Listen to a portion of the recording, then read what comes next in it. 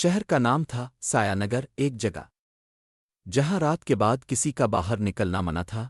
کیوں؟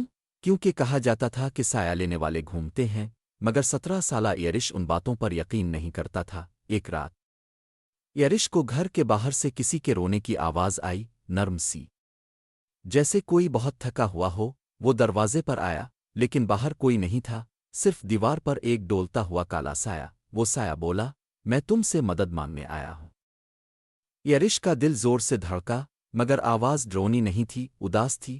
سایہ نے کہا، میں انسان تھا، جب لوگوں نے مجھے بھلا دیا تو میں سایہ بن گیا۔ اگر آج کوئی میرا نام لے لے، میں دوبارہ زندہ ہو سکتا ہوں۔ یرش نے ہمت کی، تمہارا نام بتاؤ۔ سایہ لرز گیا، میرا نام مجھے یاد نہیں، یرش نے کہا، میں تمہیں ڈھونڈ کر نام دلواؤں گا۔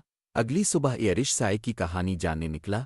کسی کے پاس جواب نہیں تھا، بس ایک بوڑھی عورت نے کانپ کر کہا، جب کسی کا دکھ بہت بڑھ جائے تو وہ اپنا نام، اپنا چہرہ سب بھول جاتا ہے۔ ایسا سایہ صرف ایک ہی چیز سے جیتا ہے، کسی کی سچو پہچان سے۔ اس رات دوبارہ سایہ آیا، کمزور، ٹوٹا ہوا۔ یرش نے اس کا ہاتھ تھامنے کی کوشش کی، اور حیرت، سایہ کے اندر ایک ننھا سا دل دھڑک رہا تھا۔ یرش نے آہستہ سے کہا، تمہیں نام نہیں یاد، مگر تم بارے نہیں ہو، میں تمہیں انہی نام سے بلاؤں گا۔ واپس لوٹنے والا ایک لمحے میں پورا سایہ روشن ہو گیا، جیسے اندر کوئی روشنی برس پڑی ہو۔ سایہ نے پہلی بار انسان جیسی آواز میں کہا، میرا نام یاد آ گیا، میں کوئی نہیں تھا، مگر تم نے مجھے کوئی بنا دیا۔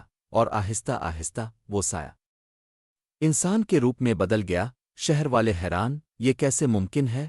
یرش نے مسکرا کر کہا، کبھی کبھی کسی کی پہچان واپس دینا اسے دوبارہ زندہ کر دیتا ہے۔ اور اسی دن سے یرش کو لوگ او سایہ لوٹانے والا او کہنے لگے۔ کہانی ختم نہیں ہوئی، کیونکہ سایوں کی دنیا میں یرش کا نام پھیل رہا تھا۔